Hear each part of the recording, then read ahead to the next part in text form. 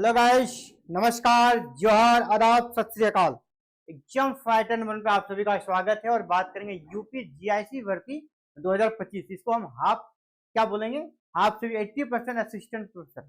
आप अगर assistant professor बनना चाहते हैं, ये 80% आपको असिस्टेंट प्रोफेसर के बराबर बना देगा, क्योंकि आप पीजीटी के टीचर बन रहे हैं और पीजीटी का टीचर का जो सैलरी है, पे स्केल है, वो असिस्टेंट प्रोफेसर से थोड़ा सा ही कम है ना, माइनर डिफरेंस रहता है। आपको अच्छी खासी सैलरी मिल जाएगी। जीआईसी प्रवक्ता की भर्ती है और यहाँ पर 15 विषयों में भर्ती आ रही है, आने वाली है कि 20 विषयों में आएगी।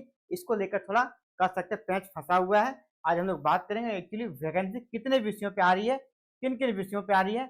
इसके अलावा हम लोग बात करेंगे क्या नॉन बीएड वाले के लिए कोई स्कोप है, जो बीएड नहीं है, जो बिना बीएड के हैं, वो अप्लाई कर सकेंगे कि नहीं, क्योंकि पिछली बार का हमेशा पैटर्न रहा है कि यहाँ पे बीएड मैंडेटरी नहीं हुआ करता था, बिना बीएड वाले भी अप्लाई कर सकते थे। तो आप प्रोटेस्ट किस लेवल पे कर रहे हैं, ये आप पे डिपेंड करता है, आप यहाँ जगह बना पाएंगे कि नहीं, एग्जाम पैटर्न क्या रहेगा, परीक्षा कब होगा, इन सभी मैटर्स पे बात करेंगे। तो चलिए सबसे पहले अपडेट को देखते हैं, इसके बाद फिर हम लोग आगे बढ़ेंगे। तो देखिए, प्रवक्ता भर्ती के 5 विषयों में विसंगतियां, 15 का विज्ञापन जारी करने का तैयारी। तो पहले आप क्लियर हो गए, विज्ञापन आना था 20 विषयों में, 5 विषयों में कुछ कह सकते हैं विसंगतियां, इसके लेकर विज्ञापन 15 विषयों पे आएगा। ठीक है, क्योंकि लेट हो चुका, आयोग ज्यादा लेट नहीं करना चाहेगा। यूपी एलटी ग्रेड की वैकेंसी आ चुकी है, यानी टीजीटी की वैकेंसी चल रही है, तो टीजीटी और पीजीटी का एग्जाम साथ में होगा। ठीक है, अभी भी देखिए आप साथ में एग्जाम लिया जा रहा है, कुछ ही दिनों का डिफरेंस है, तो पैरेलल तरीके से ये वैकेंसी चलेगी टीजीटी और पीजीटी की, यानी एग्जाम लगभग दोनों का साथ होगा। और इसके लिए अब 20 विषयों का नहीं आएगा, आपका 15 विषयों का आएगा। तो ये जो टोटल नंबर ऑफ सीट्स है ना, ये लगभग यहाँ पर आपका घट कर 1300 के आसपास हो जाएगा। ठीक है, 1300 के लगभग यहाँ पर सीटें आएगी वैकेंसी। और कौन कौन से फाइनल 15 विषयों का आएगा, ये आपको कर सकते हैं समय ही बताएगा, इसलिए आपको इंतजार करना होगा। यहाँ पे देखिए बीएड डिग्री वाले ही कर सकेंगे। अभी तक का जो यहाँ पर नियमावली बन गया है, वो बीएड डिग्री वाले आवेदन कर सकते हैं, जिनके पास बीएड प्लस पीजी है। लेकिन वैसे अभ्यर्थी जो सिर्फ पीजी किए हुए हैं, जो इस वैकेंसी की तैयारी कर रहे थे, उनके लिए गहरा झटका है। और इसका फायदा किसका, जो बीएड वाले हैं, उनके लिए कंपटीशन अब लो हो जाएगा, कंपटीशन उतना हाई नहीं रहेगा। ठीक है, अब रहा सवाल बीएड जो उनका नहीं है, उनको मौका मिलेगा कि नहीं, ये सब कुछ करता है डिपेंड आपके एफर्ट पर, ये सब कुछ डिपेंड करता है आपके एफर्ट पर। और मैं कह रहा हूं आपका राइट है, आपका राइट है, मैं आपके साथ हूं।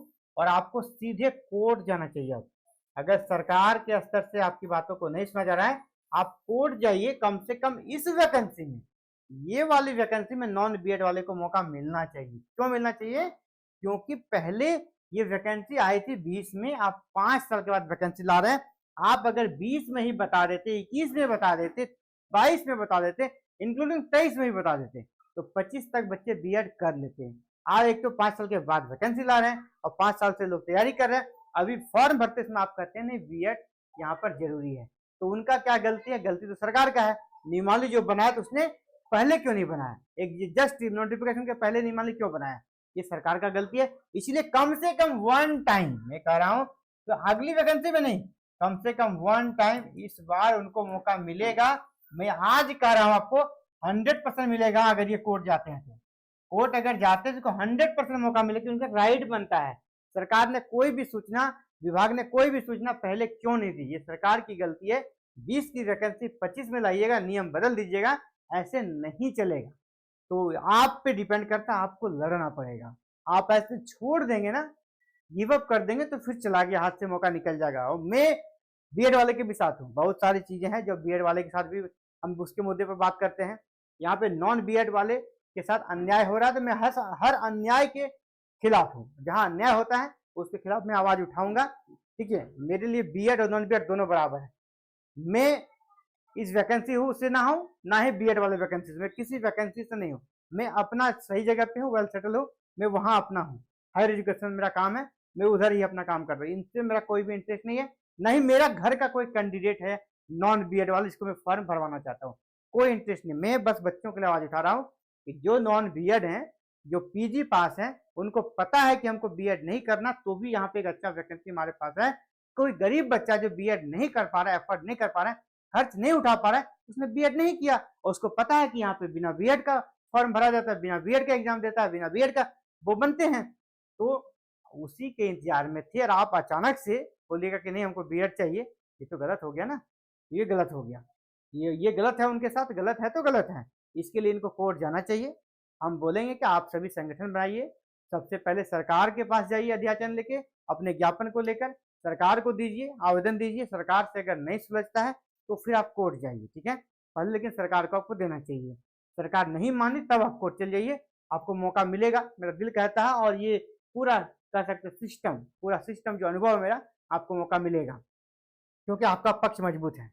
दूसरा, अब देखिए इस बार बीएड जो अभ्यर्थी हैं वो तो नहीं चाहेंगे, ठीक है, वो तो नहीं चाहेंगे क्योंकि उनको यहाँ इस बार अगर बीएड जो डिग्रीधारी है उनको इस बार यहाँ पे स्पर्धा कम होगा, क्योंकि जब नॉन बीएड वाले जो पीजीटी कह सकते पीजी पास हैं, जो नेट जेआरएफ वगैरह निकाल के रहते हैं, इस वैकेंसी को भी चाहते हैं कि वह क्रैक करें और यहाँ पे क्रैक कर लेते हैं, तो वैसे अच्छे अच्छे स्टूडेंट्स, इनका जो कंपटीशन है ना वो कम हो जाएगा, ठीक है। यहाँ पे देखिए एक मामले सोचने वाली बात है, बीएड वही भरते हैं, बीएड वही भरते हैं जिनका कि बीएड वही करते हैं, एक्चुअली कहा बीएड वही करते हैं जिनका लक्ष्य हायर एजुकेशन स्पेशल नहीं रहा है, ठीक है, वो किसी तरह टीजीटी और पीजीटी टीचर बनना चाहते हैं, लेकिन जो पीजी करके बीएड नहीं कर रहे, या तो वो उनकी स्थिति ठीक नहीं, आर्थिक स्थिति, या फिर वो हायर एजुकेशन के अभ्यर्थी हैं, तो उनका तैयारी बिल्कुल अच्छा रहता है।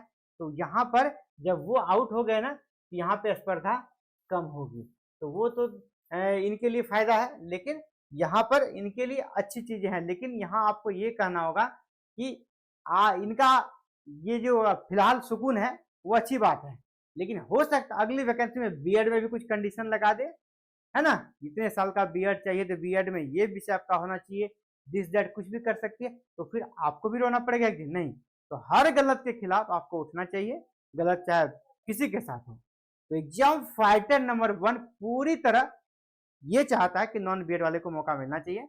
आपके लिए मैं आवाज उठा रहा हूँ, तो आप हमारे मोटिवेशन को बढ़ाने के लिए, हमारे जोश को बढ़ाने के लिए आप ये कर सकते हैं, इस वीडियो को ज्यादा से ज्यादा शेयर करें, सरकार तक पहुंचाएं, ठीक है, सरकार तक ये वीडियो जाए, उनको भी समझ में आए कि कहाँ पे त्रुटि हो रही है, और उम्मीद करता हूँ कि सरकार तक अगर बातें जाएगी तो सरकार समझेगी, ठीक है।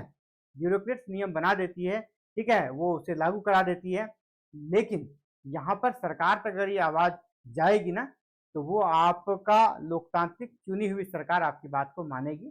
तो आप सभी से सादर निवेदन रहेगा, तो वीडियो को ज्यादा से ज्यादा आप शेयर कर दीजिए, सर्कुलेट कर दीजिए कि हर सरकारी विभाग, विशेषकर जो नुमाइंदा है एजुकेशन डिपार्टमेंट का, वहां तक ये वीडियो जाए, ठीक है, चीफ मिनिस्टर तक ये वीडियो जाए, ताकि वो देखे और आपके पक्ष में कुछ सोचे। अगर नहीं होता है, अंतिम द्वार है ना, लोकतंत्र का प्रहरी, संविधान का रक्षक हमारा न्यायालय है, आप न्यायालय का शरण लें और वहां से आपको जीत मिलेगी, इसके पूरे चांसेस हैं। चलिए, आप सभी का बहुत बहुत आभार एग्जाम फाइटर में जुड़ने के लिए।